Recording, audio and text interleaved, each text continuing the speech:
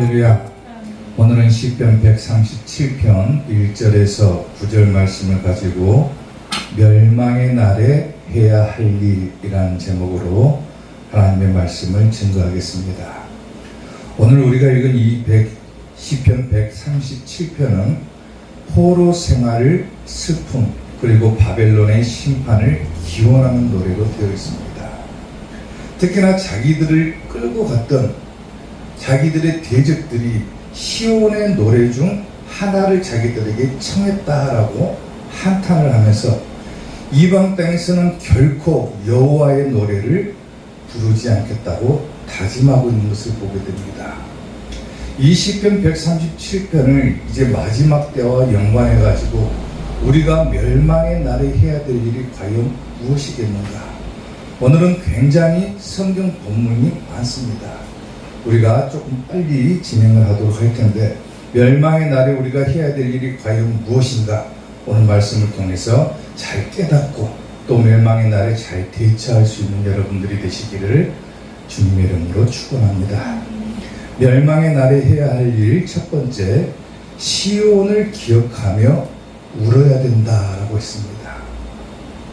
오늘 보면 1절 말씀을 보면은 우리가 바벨론의 여러 강변 거기서 앉아서 시온을 기억하며 울었다라고 기록을 하죠.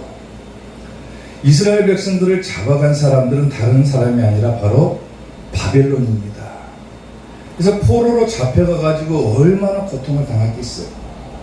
굉장히 슬픈 노릇이죠. 그래서 바벨론의 여러 강변에 앉아가지고 우리가 거기서 시온을 기억하며 울었다라고 기억을 하는데 바벨론에는 여러 강변이라고 성경을 표현하고 있지만 바벨론 땅에는 강이 하나밖에 없습니다. 그 강의 이름이 뭐냐면 유프라티스 강이죠. 그리고 바벨이라고 하는 뜻은 뭐냐면 신의 문이다라고 하는 뜻을 가지고 있는 바벨론입니다. 그러니까 이 바벨론의 포로로 잡혀가 가지고 그 바벨론에 있는 강가에 앉아 가지고 심히 자기들의 신세를 한탄하고 슬퍼했다라고 합니다.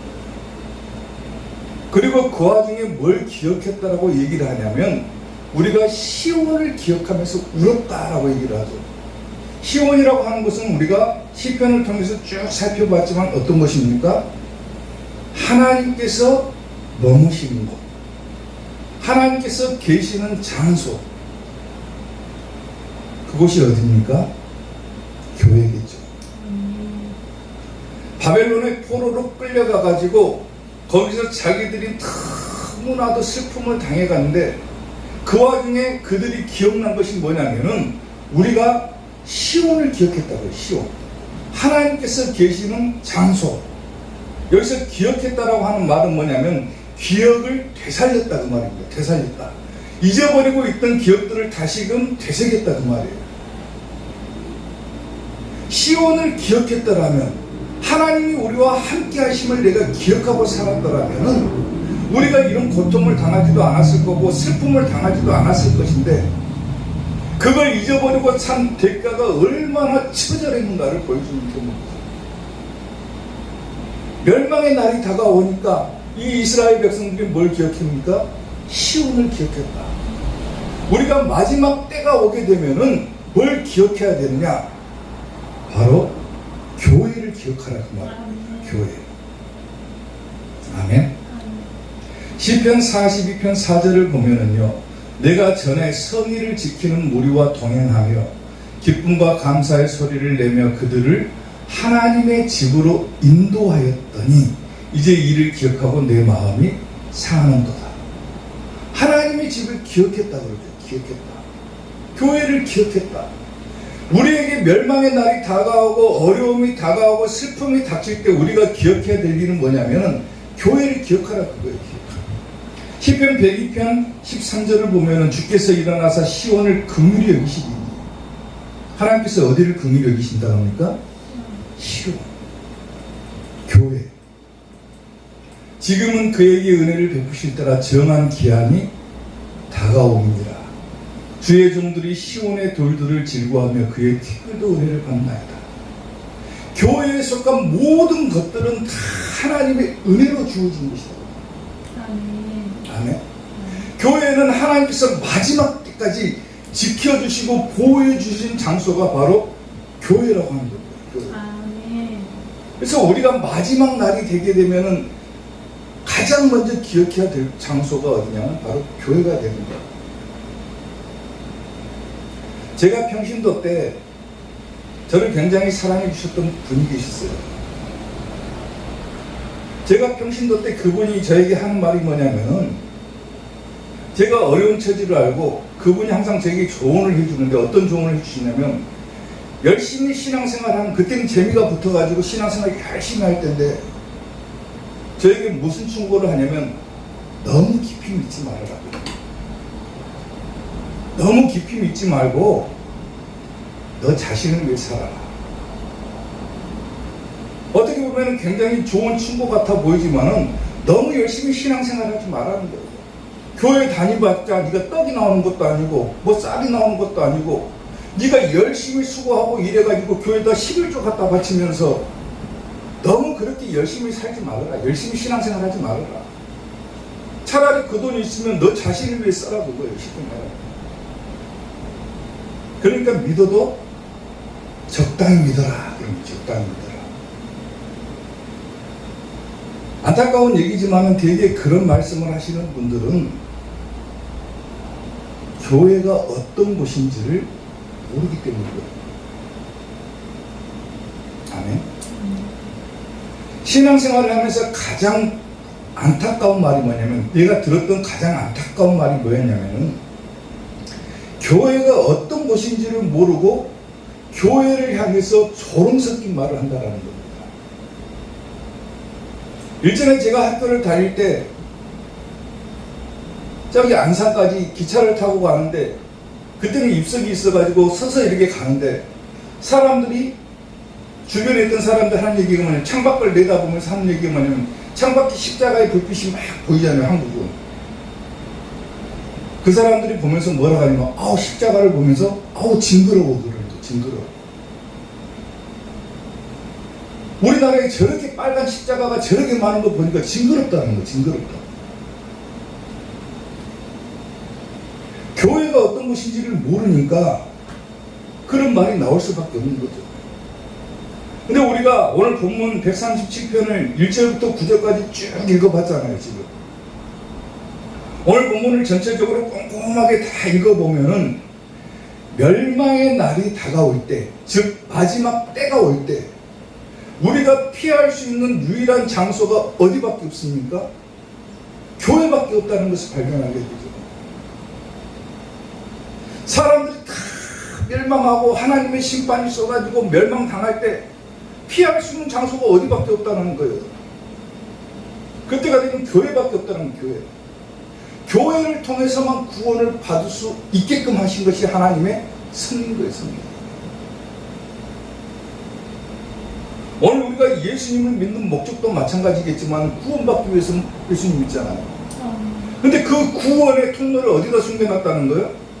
천국 열쇠가 어디가 있다는 거예요? 교회 있잖아요, 교회. 베드로에게 하신 말씀 가운데 천국 열쇠가 교회 있다고 말씀하시잖아요.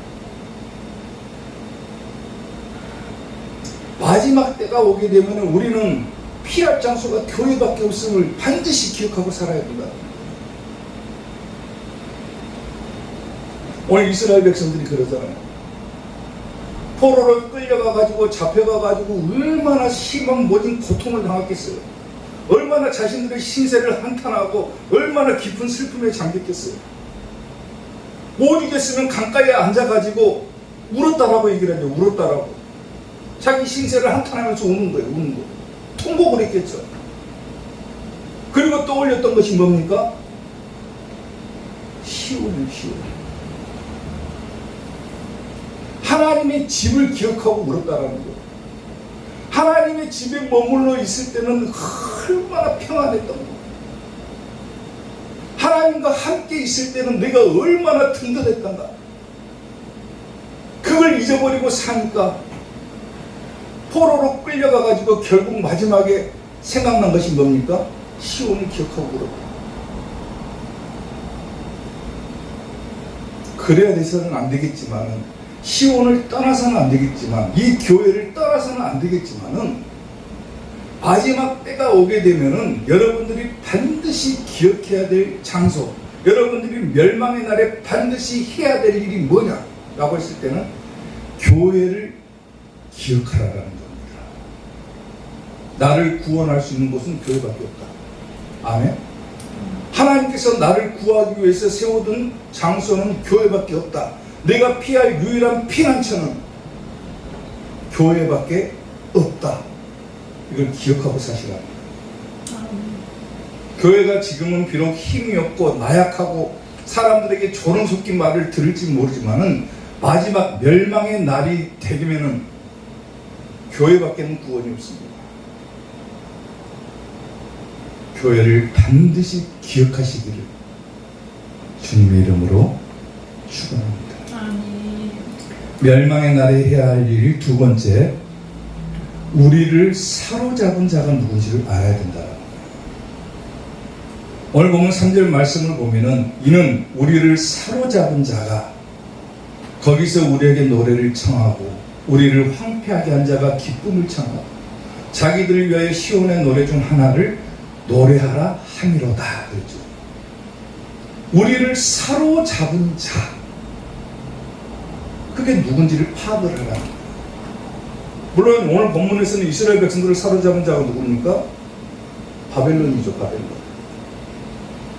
이 바벨론이 쉽게 말하면 이스라엘 백성들에게 뭘 요구를 합니까? 우리에게 청했다 그러죠. 뭘 청했다고 합니까? 노래를 청했다 그래요. 노래를. 근데 그 노래를 청했는데 어떤 노래를 청했습니까? 시온의 노래 중 하나를 청했다. 쉽게 말하면, 속된 말로 얘기하면 포로로 끌고 와가지고 야, 너희들이 교회에서 불렀던 노래 한번 불러봐라 그럴 거예요. 쉽게 말하면. 교회에서 불렀던 노래가 뭡니까? 찬송가죠. 하나님을 향한 찬송가죠. 마지막 때 우리를 사로잡은 자, 멸망의 날에 우리를 사로잡았던 그 사단들이, 사단의 정체가 파괴되고 그 사단들이 우리에게 뭘 요구를 합니까? 야, 너희들이 그토록 찬양했던 그 찬양 한번 불러봐라 그거예요. 하나님이 찬양 부르면 너희들 승리하게 해주신다며. 너희들 지금 끌려오지 않았느냐? 그러니까 지금이라도 한번 찬송 한번 해봐라 그거예요. 쉽게 말하면. 뭐 하는 겁니까 지금? 조롱하는 거죠. 조롱하는 거. 바벨론이 이스라엘 백성들에게 시온의 노래 중 하나를 불러봐라. 그 말은 곧 뭡니까? 조롱하기 위해서 노래를 청하는 거야. 조롱하기 위해서. 뭐 노래가 듣기 좋아서 청하는 것이 아니라, 야, 너희들이 그토록 그렇게 하나님을 찬양했지 않느냐? 다시 한번 불러봐라 그래. 다시 한번 불러봐. 조롱하기 위해서 지금 노래를 청하는 거야. 자, 에레미야 예가를 한번 봅시다. 내 눈이 눈물에 상하며 내 창자가 끊어지며 내 간이 땅에 쏟아졌으니 이는 딸 내 백성이 패망하여 어린 자녀와 젖먹는 아이들이 성읍 길거리에 기절함이로다. 그들이 성읍 길거리에서 상한 자처럼 기절하여 그의 어머니들의 품에서 혼이 떠날 때에 어머니들이 그에게 이르기를 곡식과 포도주가 어디 있느냐 하도다. 먹을 것도 없다는 거죠. 딸 예루살렘이여, 내가 무엇으로 내게 증거하며 무엇으로 내게 비유할까? 처녀 딸 시온이여, 내가 무엇으로 내게 비교하여 너를 위로할까? 너의 파괴됨이 바다같이 크니 누가 너를 고쳐줄 소냐? 내 선지자들이 내게 대하여 헛되고 어리석은 묵시를 보았으므로 거짓 선지자들의 꾀에 넘어간 거죠. 잘못된 하나님의 말씀을 증거한 거죠.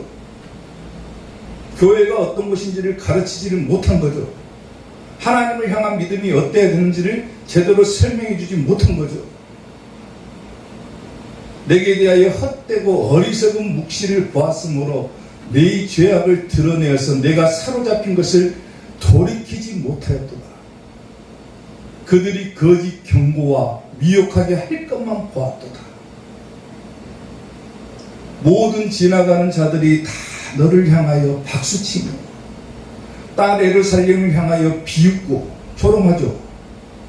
머리를 흔들며 말하기를 온전한 영광이라, 모든 세상 사람들의 기쁨이라 일컫던 성이 이 성이냐 하며 조롱하는 거죠. 너희들이 막 거기까지 흔들가면서 너희들이 그렇게 온전하다고 여겼던 그곳이 이렇게 폐망하지 않았냐고. 내 모든 원수들은 너를 향하여 그들의 입을 벌리며 비웃고 이를 갈며 말하기를 우리가 그를 삼켰도다. 우리가 바라던 날이 과연 이 날이라. 우리가 얻기도 하고 보기도 하였다 하도다. 여호와께서 이미 정하신 일을 행하시고 옛날에 명령하신 말씀을 다 이루셨습니다. 긍휼히 여기지 아니하시고 무너뜨리사 원수가 너로 말미암아 즐거워하게 하며 내 대적자들의 뿔로 높이 들리게 하셨도다. 하나님을 제대로 섬기지 못한 결과죠. 그들의 마음이 주를 향하여 부르짖기를 딸 시온의 성벽아, 너는 밤낮으로 눈물을 강처럼 흘릴지어다. 스스로 쉬지 말고 내 눈동자를 쉬게 하지 말지어다. 초저녁에 일어나 부를지어다. 그러죠. 초저녁. 내 마음을 주의 얼굴 앞에 물 쏟듯 할지어다. 초저녁이라는 말은 뭔 말입니까? 멸망이 다가오기 직전을 말하는 겁니다. 갓길 어귀에서 주려 기진한 내 어린 자녀들의 생명을 위하여 주를 향하여 손을 들지어다 하였도다.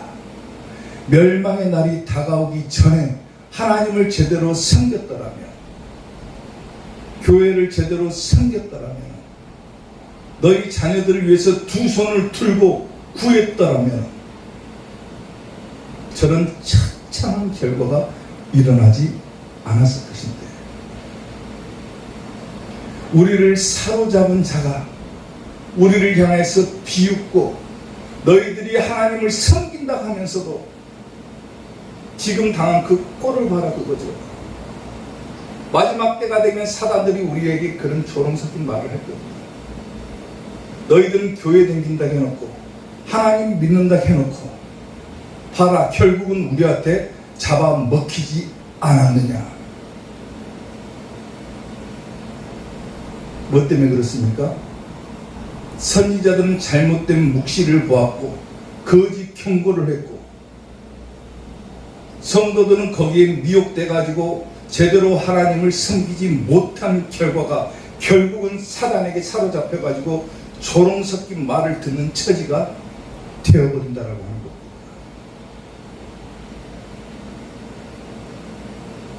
미혹당해버리는 거예요. 데살로니가후서 2장 4절을 보면 그는 대적하는 자 신이라고 불리우는 모든 것과 숭배함을 받는 것에 대항하여 그 위에 자기를 높이고 하나님의 성전에 앉아가지고 자기를 하나님이라고 내세우니라.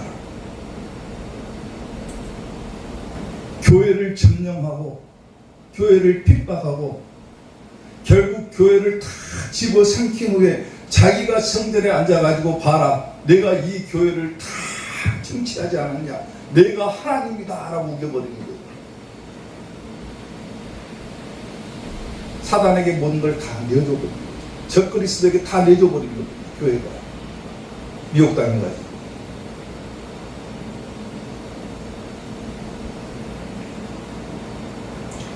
(2023년도에) 넷플릭스에서요, 나는 신이다 라는 프로가 방영된 적이 있습니다. 보셨는지 모르겠습니다만 2023년도에 나는 신이다 라고 하는 제목으로 다큐가 제작되고 방영이 됐어요. 그리고 각종 이단들에 대해서 다뤘죠. 그리고 올해 얼마 전이죠, 한 달 전쯤인가, 그 후속작으로 나는 생존자다 라는 프로가 다시 한번 방영이 됐습니다. 근데 그 두 프로에서 공통적으로 다루는 인물이 한 사람이 있더라고요. 누구냐면은 JMS, 정명석이라는 사람입니다. 신도 성폭행죄로 대법원에서 17년을 확정받았습니다. 구속되었죠, 지금. 그 프로를 보시면 알겠지만은 너무 황당하죠, 황당해요. 더 황당한 건 뭐냐면은 진짜로 그 사람을 갖다가 누구로 떠받듭니까? 하나님이라고 떠받듭니다. 거기에 등장하는 사람들이 다 그 사람을 하나님이라고 떠받들어요. 2023년도에 방영했던 나는 신이다라는 프로에서도 보면은 각종 이단 교주들이 나오는데 전부 그 밑에 있던 성도들은 뭐라고 합니까? 신도들은 전부 다 자기 교주를 갖다가 이 땅에 오신 하나님이다라고 주장을 합니다. 얼마나 황당합니까? 그렇게 많은 사람들이 자기 교주를 갖다가 하나님이라고 생각한다는 거예요. 우리가 살고 있는 이 사회에서도 곳곳을 둘러보면 자칭 내가 재림주다, 내가 하나님이다라고 주장하는 이런 사이비 종교가 얼마나 많습니까? 어이가 없죠. 더 어이가 없는 것은 거기에 따라가는 사람들이라는 거예요.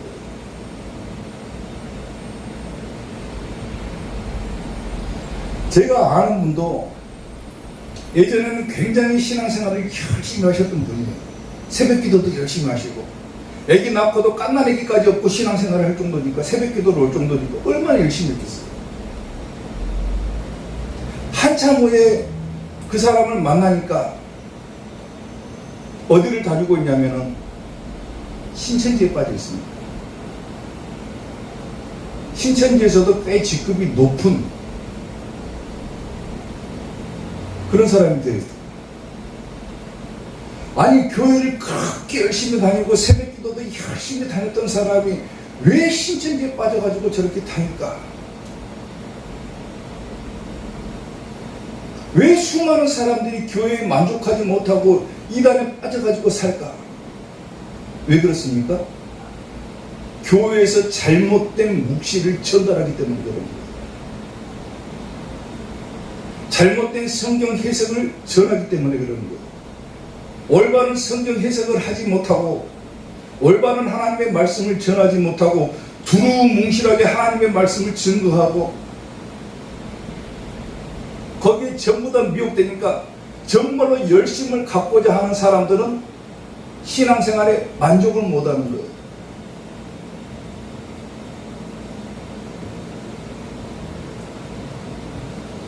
제가 어릴 때도 마찬가지예요.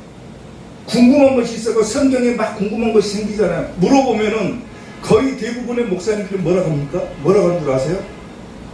까불지 말고 그냥 믿어버려요. 그 궁금증을 해결해 주려고 하는 것이 아니라 까불지 말고 그냥 믿으라는 거예요. 요한계시록 읽으려고 하면 그때 당시에는 뭐라고 하냐면 그런 거 보지 마라 그래요. 아니 성경인데 왜 보지 마라 할까? 그런 거 보면 큰일 난다고요. 큰일 난다. 왜 큰일 나는데요? 이유도 몰라요. 그냥 큰일 난다고요. 큰일 난다. 뭐가 뭔지도 모르니까 답답한 거예요. 답답한 거. 그러니까 그 궁금증을 이단에서는 교묘하게 풀어주니까 거기에 다 넘어가 버립니다.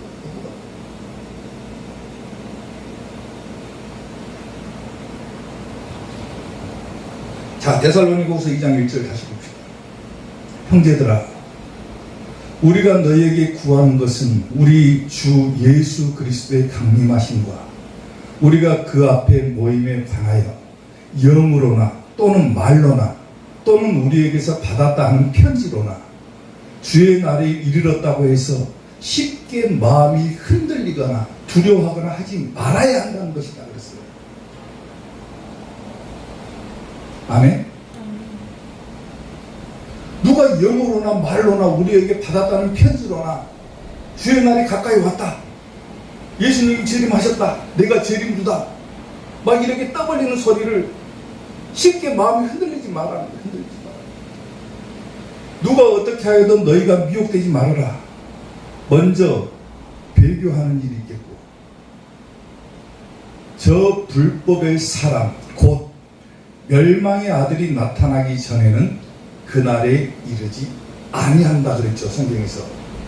불법의 사람, 멸망의 아들 누굽니까? 적그리스도를 말하는 거예요. 적그리스도가 나타나기 전에는 멸망의 날이 이르지 않는다 그 말입니다. 쉽게 말하면. 아멘? 그러니까 현혹되지 말라는 거예요. 현혹되지 말아라. 적그리스도가 나타났습니까 지금? 안 나타났잖아요. 흔들리지 말아요. 그는 적그리스도 얘기하는 거죠. 그는 대적하는 자라. 신이라고 불리는 모든 것과 숭배함을 받는 것에 대항하여 그 위에 자기를 높이고 하나님의 성전에 앉아가지고 자기를 하나님이라고 내세운지라. 하나님의 성전에 앉아가지고 자기를 하나님이라고 내세우는 자가 지금 나타났습니까? 안 나타났잖아요. 왜 흔들리냐고. 흔들리냐. 왜 어리석게도 미혹되냐 그 말입니다. 자, 그 전에 이제 데살로니가 전서 5장 1절을 한번 봅시다. 형제들아, 때와 시기에 관하여는 너희에게 쓸 것이 없다 그랬죠. 언제인지 모른다는 거죠. 언제 멸망의 날이 다가올지, 언제 마지막 총말이 다가올지 모른다 그겁니다. 모른다. 근데 뭐 몇 월 며칠, 몇 년도 몇 월 며칠에 멸망한다. 몇 년도 몇 월 며칠에 우리가 휴거가 된다. 믿지 말라는 거예요. 성경을 보라는 거예요. 성경. 때와 시기에 관하여는 너에게 쓸 것이 없으면 주의 날이 밤에 도둑같이 이를 줄을 너희 자신이 자세히 알기 때문이라. 갑자기 온다는 거죠. 도둑같이 온다는 거죠. 자, 더 중요한 게 있어. 그들이 평안하다 안전하다 할 그때에 임신한 여자에게 해산의 고통이 이른 것 같이 멸망이 갑자기 그들에게 이르리니 결코 피하지 못하리라. 임신한 여자가 아기 나올 때가 되면 어떻습니까? 몇 월 며칠 몇 시에 나온다고 예정하고 나옵니까? 갑자기 나오잖아요. 갑자기 진통이 시작되고 갑자기 나오죠. 마찬가지라는 거 멸망의 날도. 형제들아, 여기가 중요한 거예요. 형제들아, 너희는 어둠에 있지 아니하매. 어둠에 있지 아니하매. 다시 말하면 뭔 말입니까? 하나님의 편에 있다. 어둠에 있지 아니하매 그날이 도둑같이 너희에게 임하지 뭔다? 못한다. 알 수 있다라는 거죠. 하나님을 섬기는 자들은 그 날이 다가온 것을 알 수가 있다라는 거예요. 분명히 말씀드립니다. 몇 월, 며칠, 몇 시, 몇 분 그렇게 우리가 알 수 있는 것이 아니라는 거예요. 그렇게 말하면 전부 이단입니다. 근데 우리는 도둑같이 임하지 못한다 그랬죠. 어둠에 있지 않는 사람들은, 빛의 자녀들은. 그 말은 곧 뭡니까? 그때가 다가오고 있음을 깨달을 수가 있다라는 거예요. 뭘로? 징조를 통해서. 하늘에 먹구름이 잔뜩 끼면은 뭐라고 우리가 예측을 합니까? 금방 비가 쏟아지겠네? 몇 시, 몇 분, 몇 초에 비가 쏟아지겠네? 이렇게 말하는 사람 없습니다. 하늘에 먹구름이 잔뜩 끼면 아, 금방 비가 쏟아지겠구나 그러지. 아, 몇 시, 몇 분, 몇 초에 비가 오겠구나 이렇게 말하는 사람 없어요. 무슨 말인지 이해가 되죠? 징조를 보고 알 수 있다는 거예요. 너희는 다 빛의 아들이요 낮의 아들이라. 우리가 밤이나 어둠에 속하지 아니하나니. 그러므로 우리는 다른 이들과 같이 자지 말고 오직 깨어 정신 차려라.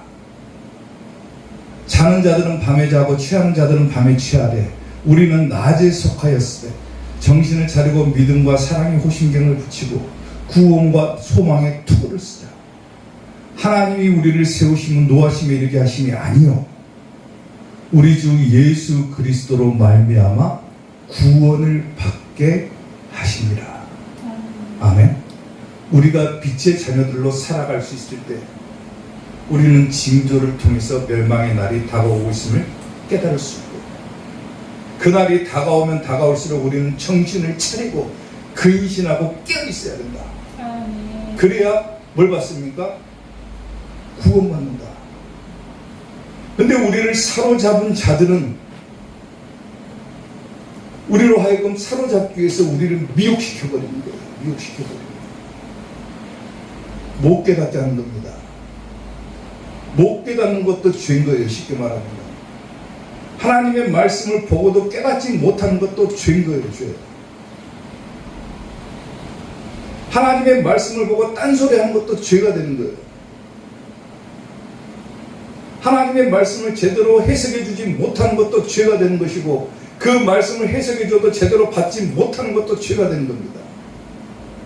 죄를 강조하기 위해서 하는 게 아니에요.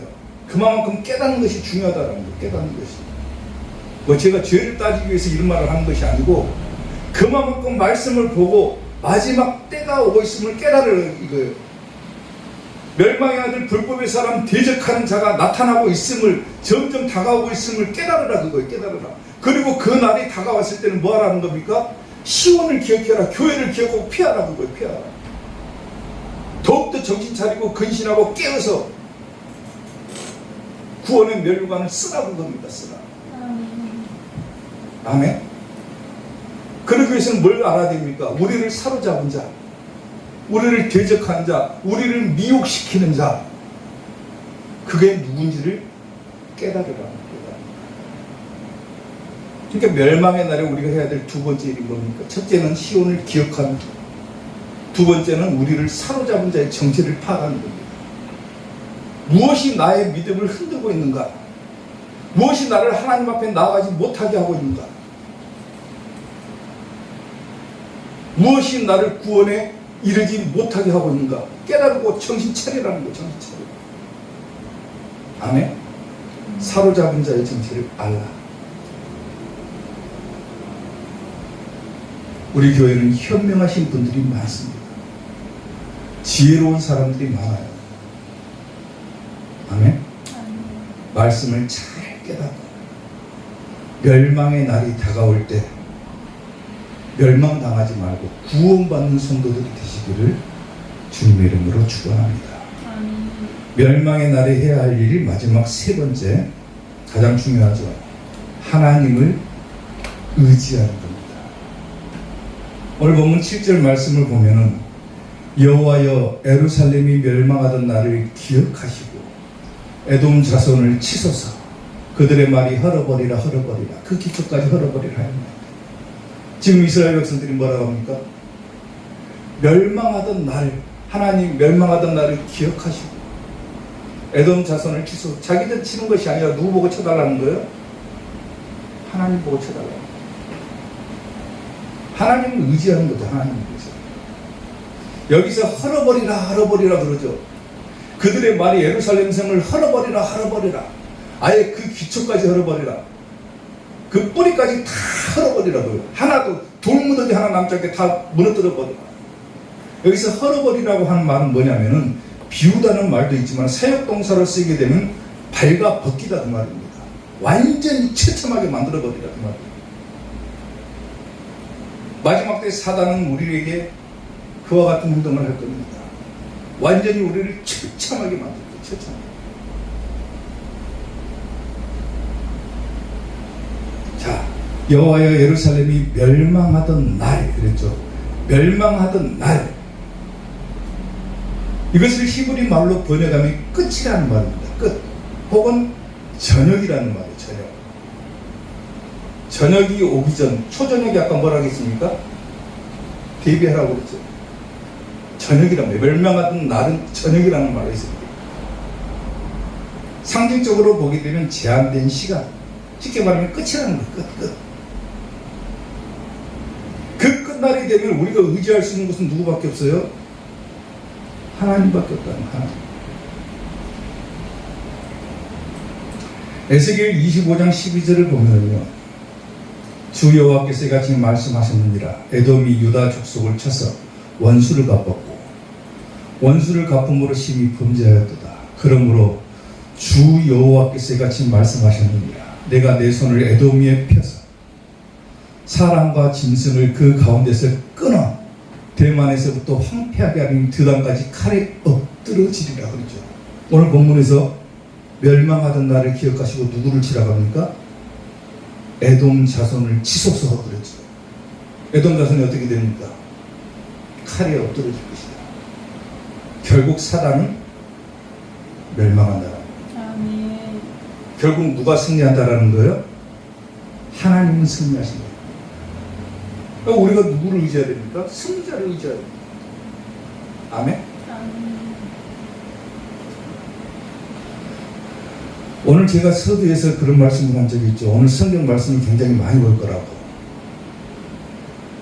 오늘 이 시편 137편을 보면서 우리가 가장 중요한 것은 물론 멸망의 날이 다가올 때 대비하는 게 중요하죠.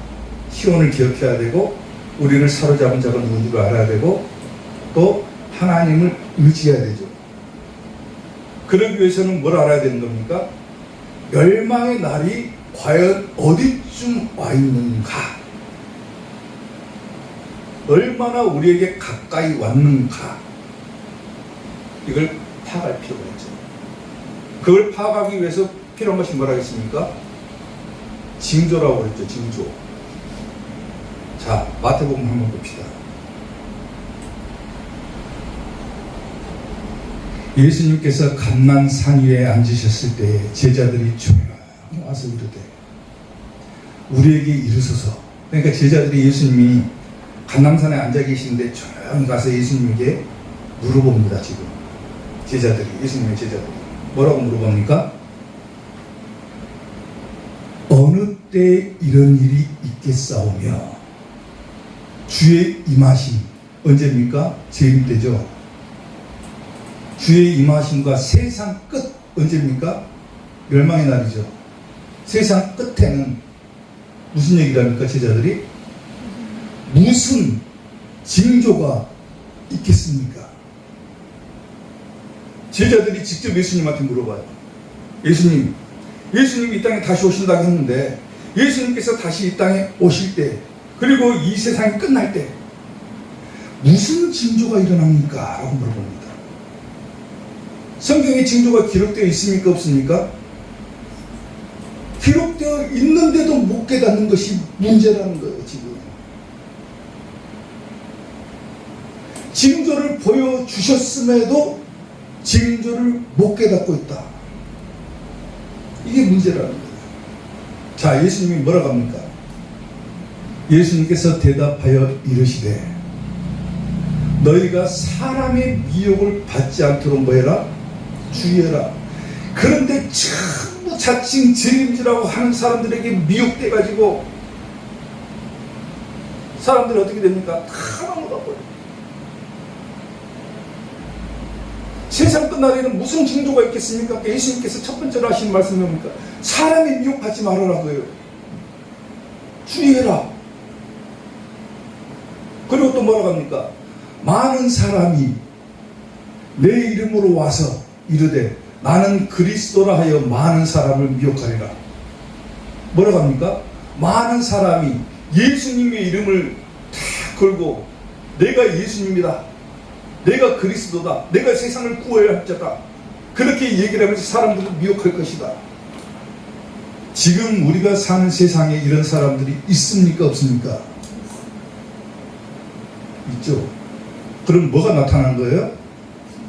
징조가 나타났는데 어떤 징조가 나타난 겁니까? 마지막 때의 징조가 나타났다 그거예요. 쉽게 말하면.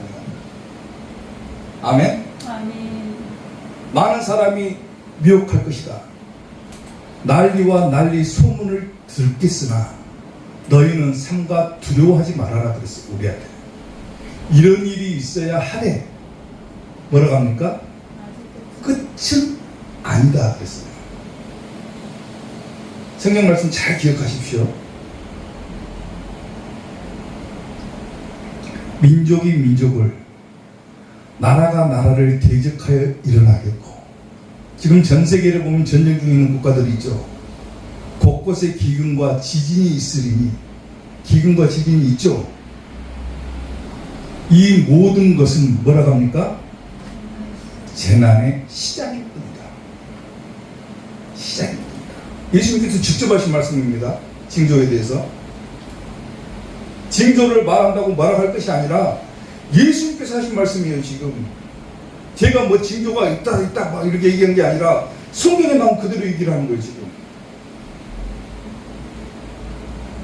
징조에 대해서 굉장히 부정적인 생각을 갖는 사람들이 많아요. 지금 와 그런 얘기까지 하느냐, 뭐 그렇게 성도들을 겁주려고 하느냐, 그런 사람들도 있습니다. 성경을 제대로 얘기를 해줘야죠. 전체의 기근과 지진이 나타나고 민족이 민족을, 나라가 나라를 대적하고 일어나고 많은 사람이 그리스도라고 주장하며 사람들을 미혹할 것이나 이것은 뭐다? 재난의 시작일 뿐이다. 그때 사람들이 너희를 환난에 넘겨주겠으며 너희를 죽이리니 너희가 내 이름 때문에 모든 민족에게 미움을 받으리라. 그리스도인이라는 이유 하나 때문에, 예수님을 믿는다는 이유 하나 때문에 사람들에게 미움을 받을 것이다. 괜히 예수 믿는 사람들 조롱합니다. 괜히 교회 핍박합니다. 괜히 목사라고 주장하면, 목사라고 하면은 괜히 막 안 입고 온 시선으로 쳐다봐요. 시비 거는 사람들도 많아요. 미움을 받을 것이다. 그때 많은 사람이 실족하게 되어 서로 잡아주고 서로 미워할 것이며 거짓 선지자가 많이 일어나 사람을 미혹하겠습니다.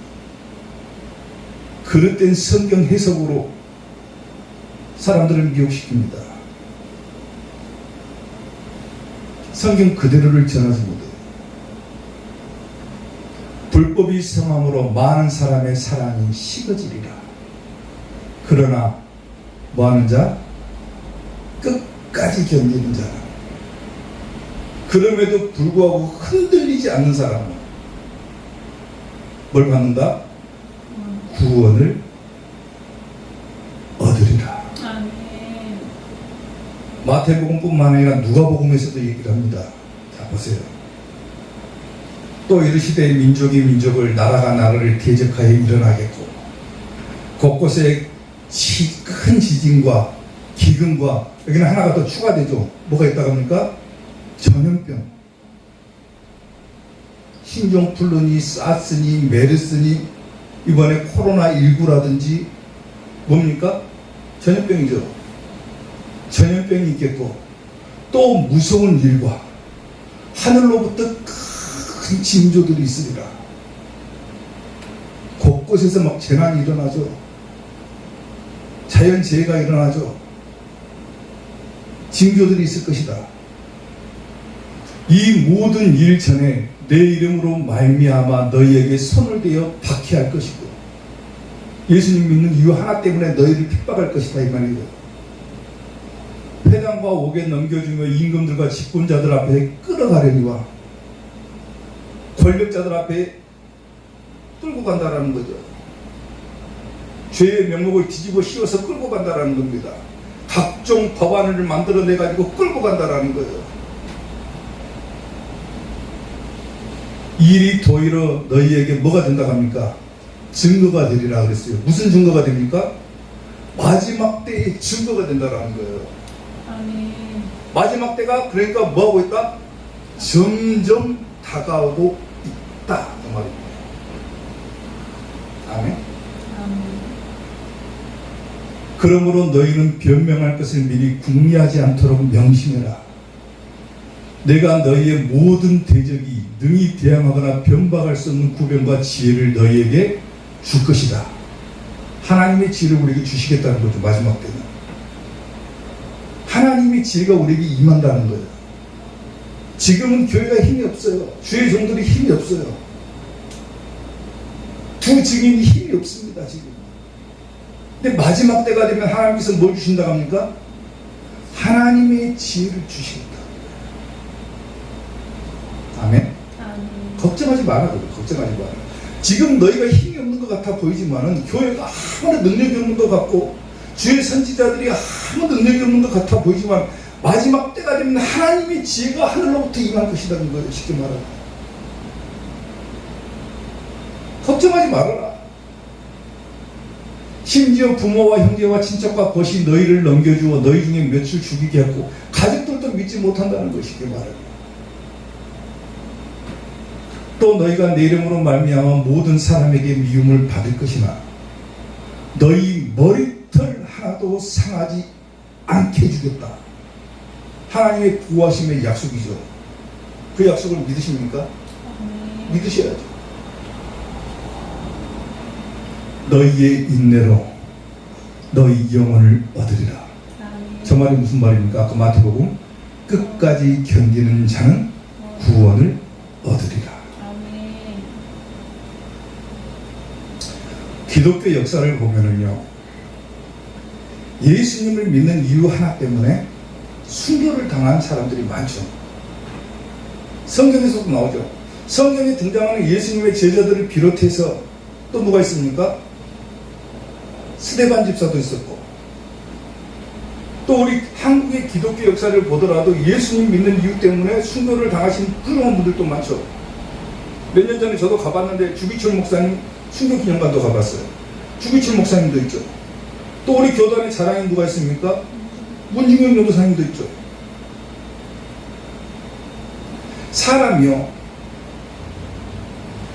살면서 여러 가지 힘든 상황을 겪고 고난을 당하고 살아가지만은 뭐니 해도 고난 가운데 가장 큰 고난이 있다라고 하면은 뭘 것 같습니까?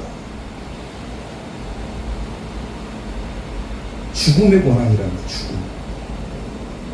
아무리 용맹한 사람이라고, 아무리 심장이 강한 사람이라고 할지라도 막상 죽음의 위기를 탁 마주하게 되면 뭐라고 합니까? 다리의 힘이 다 풀려버립니다. 그토록 잔인하게 죽였던 막 연쇄살인범이나 뭐 이런 사람들 보더라도 막상 현장의 이슬로 사라지기 전에 현장으로 딱 끌려가게 됐을 때 어떤 줄 아세요? 자기 발로 못 걸어가요. 못 걸어가. 힘이 다 빠져버립니다. 무서워가지고. 뭘 맞이해야 되기 때문에? 죽음을 맞이하기 때문에. 그 죽음 앞에서는 우리가 겪고 있는 고난은 아무것도 아닌 거예요. 왜 순교자들이 위대합니까? 그 죽음의 고난 앞에서도 당당했기 때문에 위대한 거예요. 당당했기 때문에.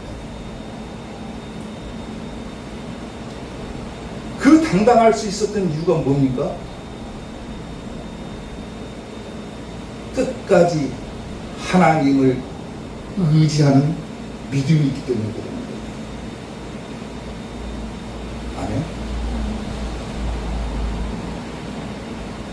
죽음의 앞에서도, 죽음 앞에서도 마음은 뭘 향해 있습니까? 하나님을 향해 있는 거죠. 비록 내가 죽더라도 나를 다시 살리실 것이고, 아멘.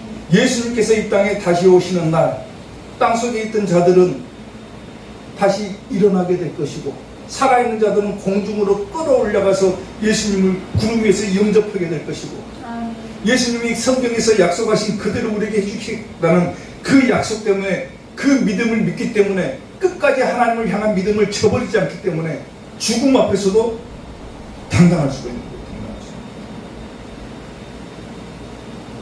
오늘 설교 제목이 뭡니까? 멸망의 날에 우리가 해야 될 일이 뭐냐? 끝까지 하나님을 의지하라는 겁니다. 아멘. 끝까지 견디라는 거예요. 아멘. 그래야 멀었습니까? 구원을 받는다. 아멘. 오늘 성경 말씀 쭉 봤죠. 징조에 대해서도 살펴봤죠. 또 멸망의 때 어떤 처참한 결과가 이어지는지를 우리 봤죠. 에레미야 예가를 통해서도. 또 하나님이 어떻게 승리하신가도 봤죠.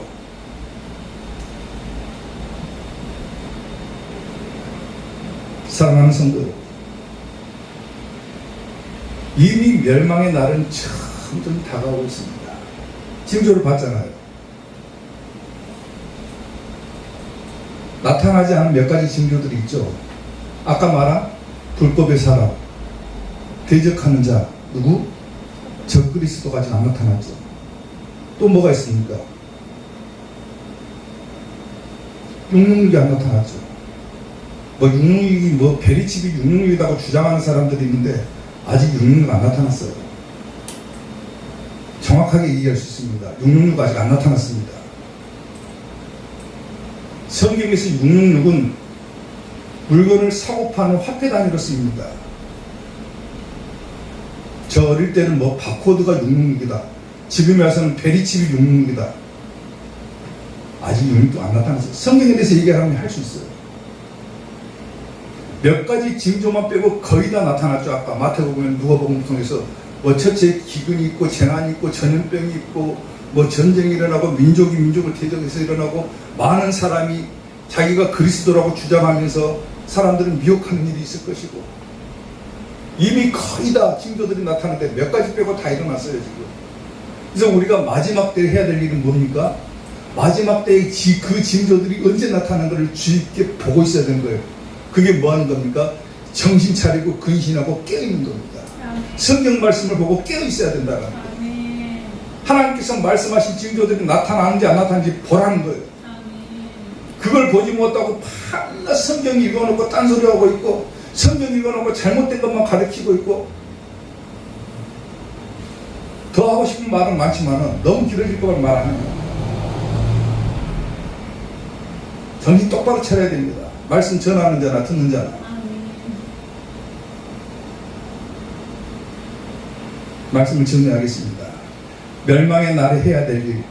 자, 첫째, 반드시 기억해야 될 일. 또 얘기하는 거예요. 첫째, 뭘 하겠습니까? 교회를 기억해라. 두 번째, 사단의 정체를 파악해라. 우리를 사로잡은 자가 누군지를 알아야 된다. 무엇이 나의 믿음을 방해하는지를 깨달아라. 그거죠.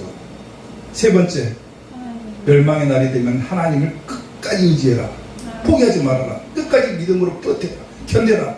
그러면 하나님께서 머리털 하나도 상하지 않게 하시고 너희를 보여주시겠다. 아멘. 약속했죠. 이 세 가지 반드시 기억하시고 멸망의 날에도 절대로 흔들리지 말고 승리해서 반드시 천국 가는 우리 이삭교회 성도들이 되시기를 주님의 이름으로 축원합니다. 기도하겠습니다.